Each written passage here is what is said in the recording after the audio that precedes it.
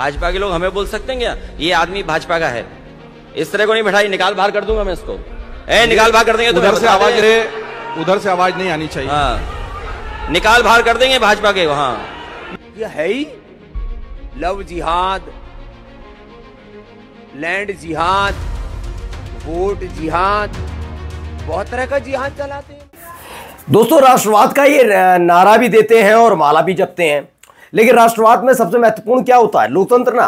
क्या लोकतंत्र की धज्जियां नहीं उड़ाई जा रही? आज जो मैं बड़ी खबर आपको दिखाने जा रहा हूं उससे पता लग जाएगा कि एक राज्य से दूसरे राज्य में जबकि इनके खिलाफ माहौल बना रहता है, उसके बावजूद ये चुनाव जीत कैसे जाते हैं और जीतते नहीं है, प्रचंड बहुमत कैसे मिल जाता है।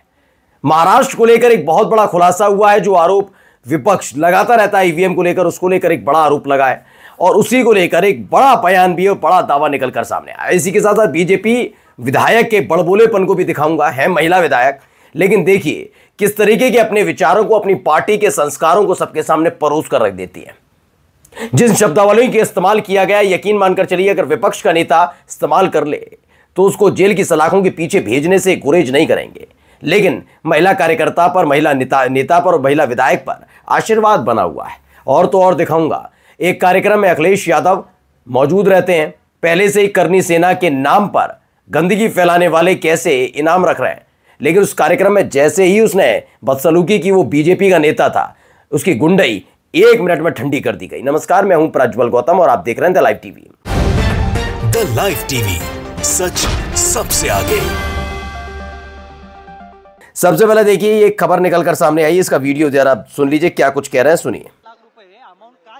तुम्ही शांत बसायचं, ज्या काही भेटलेलं आहे हे बघा, माझ्याकडे 416 रुपये बॅलन्स होतं, 416 तारीख दाखवतो पहिले। एक मिनिट गडबड करू नका।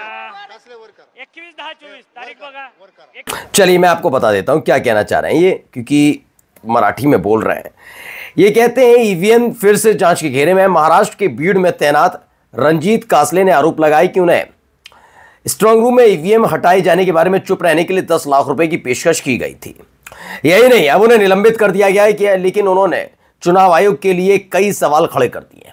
मुझे बताइए 10 लाख रुपए किसने दिए, क्या दिए, ये पता होना चाहिए। और यकीन, महाराष्ट्र का जिक्र मैं बार बार क्यों करता हूं कि याद होगा कि महाराष्ट्र में एक गांव था, उस गांव के लोगों वो बड़े हैरान रह गए कि उनको जब पता लगा कि कांग्रेस के नाम पर एक भी वोट नहीं गया। जैसा कि पता लगा, भाई गांव के लोगों ने कहा हमने तो वोट कास्ट किया, अगर एक भी वोट होता, एक वोट भी होता तो मान भी लिया जाता, उसने नहीं दिया, उसने नहीं दिया, सबने नहीं दिया, एक किसी ने दिया। जिन लोगों ने दिया था उन्होंने कहा एक काम करते हैं कि एक बार फिर से करते हैं, हम चुनाव आयोग नहीं, हम आपस में करके देखते हैं कि क्या वाकई कांग्रेस को वोट नहीं गया। जैसे ही जानकारी चुनाव आयोग को मिलती है, निष्पक्ष चुनाव आयोग मोदी सरकार के अंडर में काम नहीं करता, मोदी सरकार से कोई लेना देना नहीं, ईवीएम पर भरोसा करता है। वो उस चुनाव आयोग के लिए जब कहा गया तो उन्होंने वहां पर धारा 144 लगा दी कि आप ये सब नहीं कर सकते। ये तमाशा लगातार जारी है और लोकतंत्र जिंदा है हमारे देश के अंदर। खैर, अगली खबर देखिए, ये आदमी को जरा देखिए, ये पूरा बिजनेसमैन है। कितना मैंने एक वीडियो डाल दिया, सबको मिर्ची लगी हुई है। आप 1000 आपको वीडियो मिल जाएंगे स्वामी रामदेव को गाली देने वाले। स्वामी रामदेव ने शरबत जिहाद का एक नया शुगुफा छोड़ा। अरे मैंने क्या छोड़ा? यह है ही लव जिहाद,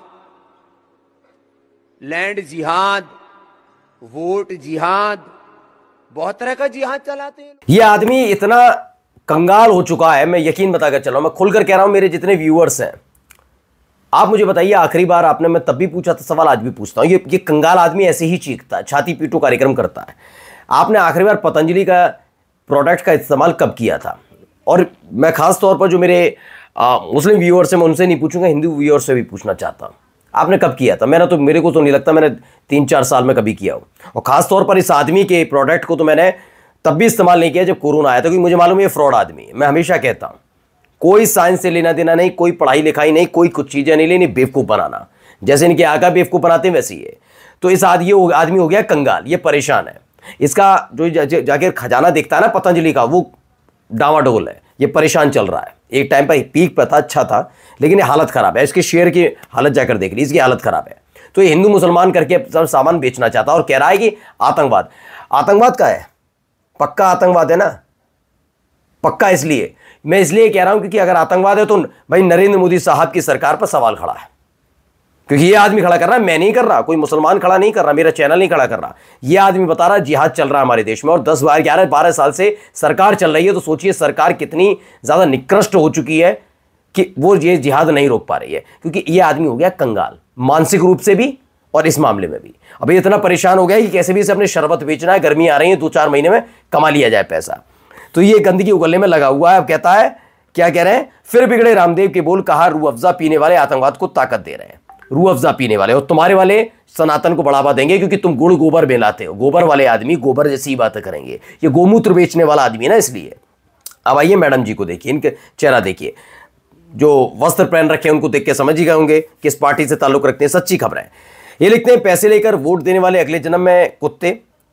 एमपी में बीजेपी एमएलए की विवादित टिप्पणी पर बवाल। बीजेपी एमएलए और एमपी की पूर्व मंत्री उषा ठाकुर ने पैसे, शराब और गिफ्ट पर वोट देने वालों की आलोचना की। कहा कि लोकतंत्र को बेचने वाले ऐसे लोग ऊंट, भेड़, बकरी, कुत्ते और बिल्ली के रूप में पुनर्जन्म लेंगे।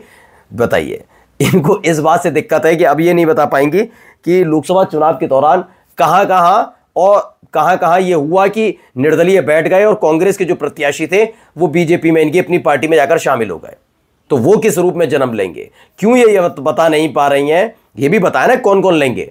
अब सोचिए, इन्होंने अपने ही आका के लिए क्या क्या कह दिया कि पुनर्जन्म लेंगे। अब आइए संबल सीईओ के बारे में। इनको तो आप जानते ही हैं, इनको तो भैया बहुत ज्यादा मिला भी, क्योंकि भैया इनको योगी आदित्यनाथ ने भी कह दिया, सही कहा जो कहा। संबल के सीईओ ने चौधरी को मिली क्लीन चिट। ईद और होली को लेकर दिए बयान पर मचाता बवाल, और क्लीन चिट दी भी किसने होगी, दी अपने ही लोगों से, कोई दिक्कत वाली बात नहीं है, दी मिलनी भी चाहिए थी, इस आदमी को मिलनी चाहिए। अब आइए अगला बयान सुनाने जा रहा हूं, सुनिए। भाजपा के लोग हमें बोल सकते हैं क्या ये आदमी भाजपा का है? इस तरह को नहीं बैठाई, निकाल बाहर कर दूंगा मैं इसको। निकाल बाहर कर देंगे तो उधर से आवाज नहीं आनी चाहिए। हाँ, निकाल बाहर कर देंगे भाजपा के। हाँ, मैं अगले सवाल पे आता हूं अखिलेश जी। आप बताइए 2027 की आपकी क्या तैयारी है? नहीं निकालिए। अब हुआ क्या है कि आप देख ही रहे हैं, करनी सेना की तरफ के नाम पर, मैं करनी सेना का जिक्र नहीं कर रहा हूं, क्षत्रियों को तो स्पेशली नहीं, क्योंकि क्षत्रियों का कोई लेना देना स्पष्ट तौर पर करनी सेना से नहीं है। वरना राणा सांगा जी की जयंती के नाम पर जो गंदगी फैलाने का इन्होंने आयोजन किया था, उसमें समूचा क्षत्रिय समाज होता। और यकीन मानकर चलिए कि फिर मैं कह रहा हूं अपने चैनल पर, अगर क्षत्रिय समाज एकजुट होकर आगरा पहुंचता तो भीड़ चौगनी, पांचवी और मैं कह रहा हूं 10 गुना ज्यादा होती। क्षत्रिय समाज साथ नहीं था, सिर्फ करनी सेना थे। और करनी सेना किसके इशारे पर काम करती है सबको पता है। अब मैं करनी सेना का जिक्र भी नहीं करने जा रहा है पर, क्योंकि जो व्यक्ति पकड़ा गया वो ब्राह्मण जात से ताल्लुक रखता है, वो बीजेपी का मेंबर है, बीजेपी का मेंबर। क्योंकि अलग अलग जगह कहा जा रहा है करनी सेना की मतलब ही नहीं था। ये बीजेपी का नेता है जो गंदगी फैलाने का काम कर रहा था, जो भीगी बिल्ली बन जाते हैं। अमित शाह से नहीं पूछेंगे, नरेंद्र मोदी साहब से नहीं पूछ पाएंगे, जो योगी आदित्यनाथ के सामने भीगी बिल्ली, इन्हें राष्ट्रवाद चाहिए ना, राष्ट्रवाद के नाम पर उनसे सवाल नहीं किया जाएगा। तो इनकी पूरी तरह से मजम्मत हो गई। अब आइए अनिल दुसाद लिखते हैं, गोवंश में कुकर्म पर बवाल, गोभक्तों ने नया शहर थाना घेरा, देर रात मुकदमा दर्ज, युवक गिरफ्तार, गोवंश से कुकर्म करने वाला युवक बीजेपी नेता का बेटा निकला। तो सोचिए, ऐसे ऐसे भारतीय जनता पार्टी के नेता हैं। अब जाते जाते एक महत्वपूर्ण खबर दिखा रहा हूं, दिल्ली से खबर आई है। सीलमपुर में हिंदू पलायन की धमकी क्यों दे रहे हैं, युवक की हत्या से मचा दिल्ली में बवाल, जाने पूरा मामला। तो इसमें क्या निकला, इसमें निकल कर आया कि रेखा गुप्ता जी ने कह दिया, रिपब्लिक ने खबर छापी है, सीलमपुर कुणाल हत्याकांड पर बवाल के बीच सीएम रेखा गुप्ता की दो टूक, मेरी पुलिस कमिश्नर से बात हुई, आरोपी नहीं बचेंगे। अच्छी बात है ना, आरोपी बचने भी नहीं चाहिए, लेकिन आरोपी और जो कुछ करते हैं उन पर भी ध्यान देने की जरूरत है। नमस्कार।